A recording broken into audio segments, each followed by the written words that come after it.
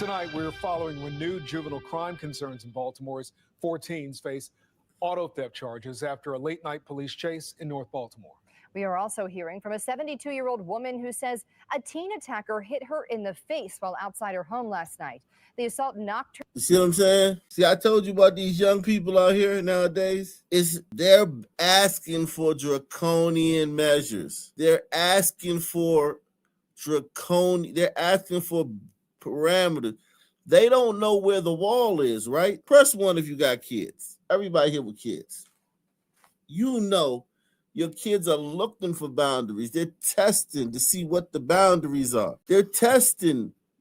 Your kids are always going to test you to see what the boundaries are. What are the limits? What can I do? How far can I go? You know what I mean? How far can I go? How far can I push this? Okay? They're looking for you to tell them when it's too far so they can know. They don't know. They don't know. Especially little kids and teenagers. Like little kids and teenagers. They don't know. What's a BTC address attached? The fuck is that? The fuck is a BTC address? Listen. Tonight, we're following renewed juvenile crime concerns in Baltimore as 4 teens face auto theft charges after a late-night police chase in North Baltimore. We are also hearing from. I don't know anything about no Bitcoin. I have no idea about any Bitcoin, man. Listen, don't link me to any kind of Bitcoin. I don't know. I don't know the first thing about that shit. I don't even know how that shit works. Don't link me to no Bitcoin, man. From a 72-year-old woman who says a teen attacker hit her in the face while outside her home last night. The assault knocked her to the ground and left her hospitalized with severe bruising on her head. So she hit you in the face and then you fell. How long do you think you're on? I have no idea. Well, tonight we have team coverage beginning with Fox 45's Vincent Hill, who spoke to the 72-year-old victim and her granddaughter about that attack. Vincent? Kai and Maxine, so Mrs. G beaten, left bloodied by who she says is a 16-year-old. And tonight, Mrs. G and her granddaughter. Leather. I'm telling you, man. Leather.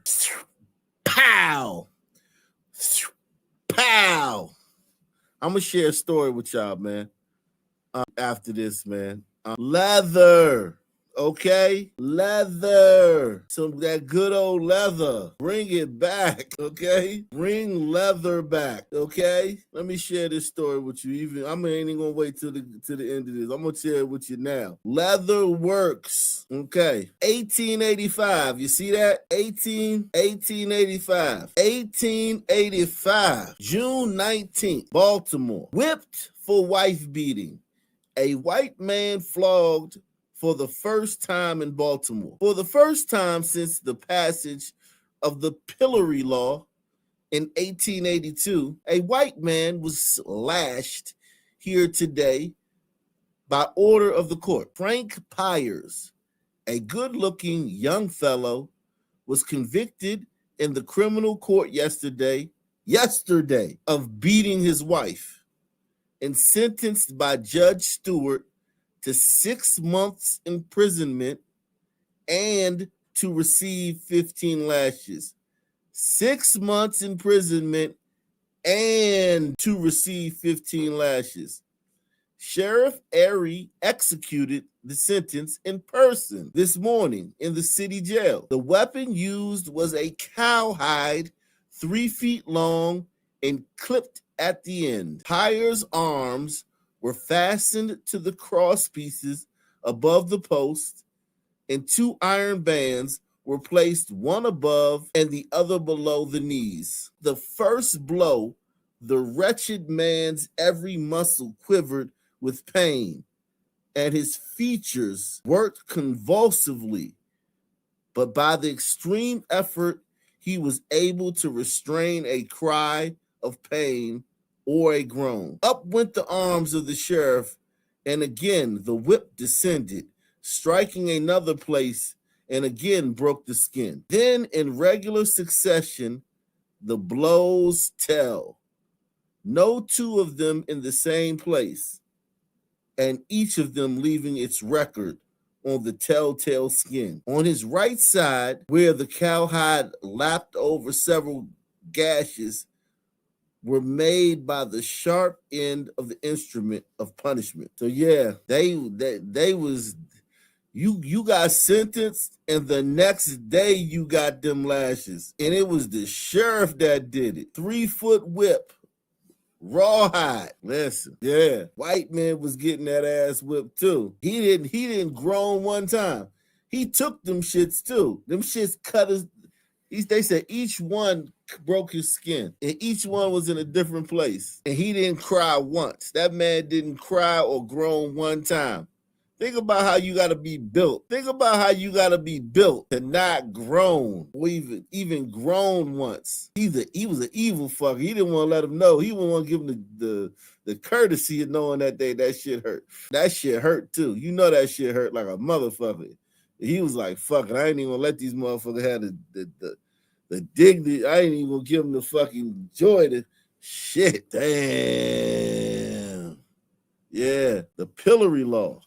So let's see if we got any more in this one, man. It says Pyers must have suffered intensely, but not a groan escaped him. When he was released, no word was spoken to him, nor did he speak to anyone. Shame seeming to overpower him as much as his sufferings. Dr. Hoffman, the physician to the jail, dressed his back while in the cell. He stated to the doctor that he thought it was a hard sentence for a white man to bear. The doctor remarked that this would teach other wife beaters a lesson. Henry Meyer, another white man who cruelly beat his wife, has been sentenced to receive 20 lashes. Pending an appeal, his punishment has been postponed. So that white man appealed the second white man appealed that shit. I bet he did. I bet he appealed that motherfucker too. Shit. I bet he appealed that motherfucker. Shout out to the real MVP coming through once again. Yeah, man. That leather, man. Bring leather back, man. I'm telling you, man. I did a lot of things in my life, and I know leather. Who? Fuck that. Leather? I'm cool, man. Y'all go out and have fun, fellas. I'm going to stay home, man. I'm going to stay home and read a book. You start talking about that leather, now it's not going to stop everything, right? Because hardcore criminals are still going to be hardcore criminals. But those people, those halfway crooks, you know how Prodigy say, you shook because there ain't no such thing as halfway crooks? Them halfway crooks are going to be like, nah, that leather, bring leather back. Bring leather back. Salute to Hezekiah News and Films, man. Bring leather back. It will stop a lot. It will definitely stop a lot. That leather, boy, wow. I'm talking about the next day. Not no fucking down the line. No. Once you found guilty, the next day, that leather don't care. That leather is undefeated. No matter who you are, that thing hurt. Leather is undefeated. Daughter are demanding accountability. I'll be 73 next month. Mrs. G struggling to remember a violent assault just outside her door around 7:30 Monday night. She hit me in the face first. Then I think she throw me down the steps and then I fall. Still feeling the effects. Up a week and my head hurt. And just released from the hospital Tuesday, Mrs. G sharing her story with Fox 45. I was more shocked than scared, I believe. Shocked because the suspect is someone she knows who lives across the street. I know why she did it because she ain't like what I said. Even more shocking is the age of Mrs. G's attacker. She's 16. Mrs. G's granddaughter, Bria, speaking out on the attack. I was crying. I was livid. I was not okay. I was irate. And on her frustration with not only the 16-year-old, but the girl's mother, who Bria says watched on. Her mother was there when she hit my grandmother. Her mother was right there. She left. I told you, man, these black chicks will come to your house, sometimes 20 deep, and demand if you come outside and fight. They got a higher murder rate than white men. And on her frustration with not only the 16-year-old, but the girl's mother, who Bria says watched on. Her mother was there when she hit my grandmother. Her mother was right there.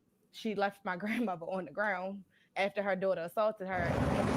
Baltimore police telling Fox 45 they responded to the assault, but no arrests were made at the time, and that they're not confirming the suspect was the 16-year-old girl because Mrs. G declined police assistance at the scene. But for Bria, I'm going to be the advocate, like always, for my grandmother. she's wanting accountability and plans to file charges with the district court commissioner. My child do that, I need to be held accountable. No ifs, ands, buts about it.